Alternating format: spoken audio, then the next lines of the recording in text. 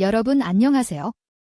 드디어 많은 분들이 기다려온 야구여왕 시즌2 첫 방송이 공개되었습니다. 그런데 이번 첫 방송, 기대했던 화려한 시작과는 전혀 다른 장면으로 시작됐습니다. 바로 그동안 감사했습니다 라는 인사와 함께 공개된 떠나는 3인의 정체, 그리고 전원 라인업이 발표되는 순간 훈련장을 뒤덮은 침묵과 눈물. 특히 아야카가 끝내 감정을 참지 못하고 오열한 장면은 단순한 연출이 아니라 이 팀이 어떤 관계와 구조 위에 서 있었는지를 그대로 보여주는 결정적인 순간이었습니다. 오늘은 그 눈물의 진짜 이유와 함께 시즌2 명단의 본질을 깊이 있게 분석해보겠습니다. 시즌1이 끝났다는 것은 단순한 마무리가 아니라 선발 기준이 작동하기 시작한 시점이었습니다. 팬들이 던진 질문은 단 하나, 누가 살아남는가? 그리고 그 질문에 대한 기준은 이미 명확하게 제시되었습니다. 감정이 아니라 결과, 인기보다 기여도, 유지보다 변화.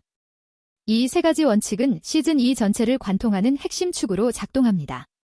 따라서 이번에 공개된 떠나는 3인 역시 단순한 선택이 아니라 철저하게 구조적 판단의 결과라고 볼 수 있습니다.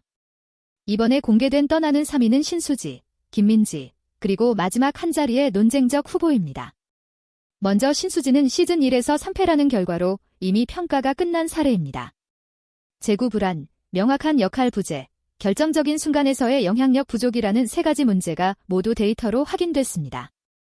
김민지는 더 복잡합니다. 단순한 성적 하락이 아니라 후반으로 갈수록 급격하게 무너진 타격 정확도, 이는 기술 문제가 아니라 심리적 붕괴와 연결됩니다. 경쟁 강도가 더 높아질 시즌2에서 이 상태로 버티는 것은 현실적으로 어렵습니다. 마지막으로 논쟁의 중심에 있는 선수는 상황이 다릅니다. 전력적으로는 필요하지만 리스크가 너무 큰 케이스, 즉 팀이 감당하기 어려운 불안정성을 가진 유형입니다. 이 세 명의 공통점은 하나입니다. 재현 가능한 결과를 만들지 못했다는 점입니다. 반대로 살아남은 선수들은 명확합니다. 김모나는 투수와 타자를 동시에 수행하는 희소한 자원으로 팀 구조 자체를 바꾼 선수이며, 송하는 타율과 득점 기여도에서 압도적인 수치를 기록하며 공격의 중심임을 증명했습니다. 장수영은 팀이 무너지지 않게 만든 마지막 방어선이었습니다. 중요한 것은 이들의 퍼포먼스가 기뢰성이 아니라 반복 가능하다는 점입니다. 시즌2는 실험이 아니라 결과를 증명하는 무대이기 때문에 재현 가능한 퍼포먼스를 가진 선수는 필수 자산으로 분류됩니다. 많은 사람들이 궁금해하는 핵심입니다. 왜 아야카는 그렇게까지 무너졌을까? 단순히 동료가 떠났기 때문일까요? 아닙니다. 더 본질적인 이유는 의존 구조의 붕괴입니다. 시즌1에서 아야카는 단순한 에이스 투수가 아니라 감정적으로도 팀과 강하게 연결된 존재였습니다.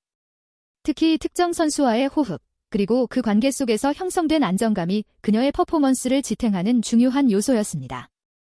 그런데 그 연결고리가 끊어지는 순간 그녀의 경기력뿐만 아니라 심리적 기반까지 흔들릴 수밖에 없습니다. 즉, 아야카의 눈물은 개인 감정이 아니라 팀 구조 변화에 대한 반응입니다. 첫 방송에서 공개된 전원 라인업은 팬들에게 두 가지 감정을 동시에 안겨줬습니다. 하나는 기대입니다. 새로운 선수들, 특히 피지컬과 멀티 포지션 능력을 갖춘 자원들의 합류는 팀의 확장성을 보여줍니다. 다른 하나는 불안입니다. 기존 핵심 라인업은 유지되었지만 여전히 투수진 과부하 문제와 특정 선수 의존 구조는 완전히 해결되지 않았기 때문입니다. 특히 아야카의 활용 방식은 시즌2의 성패를 가르는 가장 중요한 변수로 남아 있습니다. 이제 팬들은 단순히 응원하지 않습니다. 그들은 분석합니다. 김모나의 투웨이 역할은 유지 가능한가? 송하의 타격은 시즌2에서도 재현될 수 있는가? 장수영의 과부하는 어떻게 해결할 것인가? 그리고 아야카는 어떤 방식으로 기용해야 하는가? 이 질문들은 더 이상 팬심이 아니라 전술 분석에 가깝습니다. 즉, 시청자는 소비자가 아니라 해석자로 변했습니다. 이는 제작진에게 더 이상 감정적인 연출만으로는 부족하다는 강력한 압박으로 작용합니다. 현재 시즌2는 명확한 갈림길 위에 있습니다. 검증된 코어를 유지하면서도 더 강해져야 하는 모순적인 요구, 떠나는 3인의 결정은 이 모순을 해결하기 위한 첫 번째 선택입니다. 하지만 진짜 중요한 것은 지금부터입니다. 새로운 선수들을 어떻게 배치할 것인가, 기존 선수들의 역할을 어떻게 재정의할 것인가.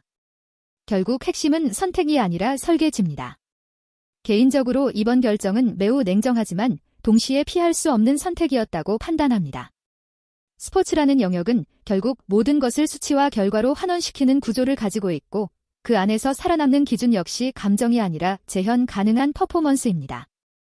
아무리 서사가 뛰어나고 팀 내 존재감이 크더라도 그것이 실제 경기 결과로 이어지지 않는다면 선택에서 밀려나는 것은 어쩌면 당연한 흐름입니다. 그런 의미에서 이번 탈락과 잔류의 구분은 감정적으로는 받아들이기 어렵지만 시스템적으로는 매우 일관된 결정이라고 볼 수 있습니다. 하지만 여기서 간과할 수 없는 지점이 있습니다. 바로 이 팀이 단순한 스포츠팀이 아니라는 점입니다.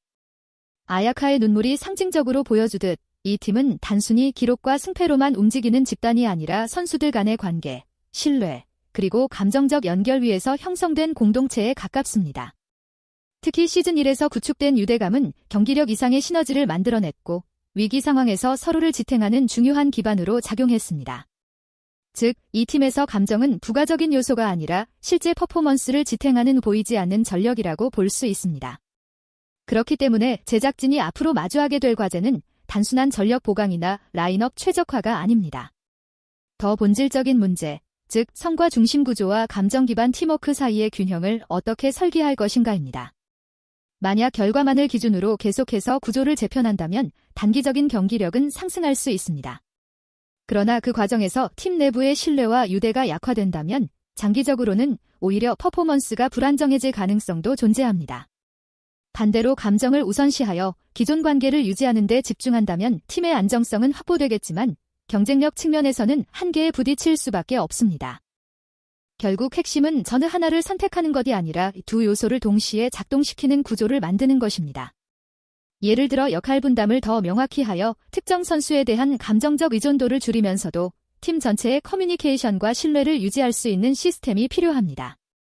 또한 선수 개개인의 멘탈 관리와 심리적 안정장치를 강화하여 구조 변화가 곧바로 경기력 붕괴로 이어지지 않도록 하는 설계도 중요합니다. 만약 이러한 균형을 잡지 못한다면 시즌2는 분명 더 강한 팀이 될 수는 있습니다. 하지만 그 강함이 숫자로만 증명되는 강함에 머무를 가능성이 큽니다. 시즌1이 많은 시청자들에게 깊은 울림을 준 이유는 단순히 이기고 지는 결과가 아니라 그 과정에서 드러난 인간적인 서사와 감정의 진폭이었기 때문입니다. 따라서 시즌2가 진정으로 성공하기 위해서는 경기력의 향상뿐만 아니라 그 안에 담긴 관계와 감정의 밀도까지 함께 유지되어야 합니다. 이 두 가지가 동시에 살아있을 때 비로소 강한 팀이면서도 사람들이 계속 응원하고 싶은 팀으로 남을 수 있다고 생각합니다. 결론적으로 시즌2는 더 이상 가능성을 시험하는 단계가 아닙니다. 이미 검증된 데이터와 냉정한 기준 위에서 결과를 만들어야 하는 무대입니다. 떠나는 3위는 과거의 상징이 되었고 남은 선수들과 새롭게 합류한 자원들은 새로운 구조 속에서 다시 증명해야 합니다. 그리고 그 중심에는 여전히 아야카가 있습니다.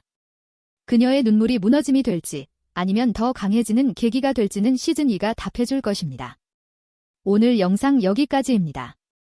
끝까지 시청해주셔서 정말 감사드립니다. 이번 내용이 도움이 되셨다면 구독과 좋아요 부탁드리고요. 앞으로도 더 깊이 있는 이야기로 찾아뵙겠습니다. 다음 영상에서 다시 만나요. 감사합니다.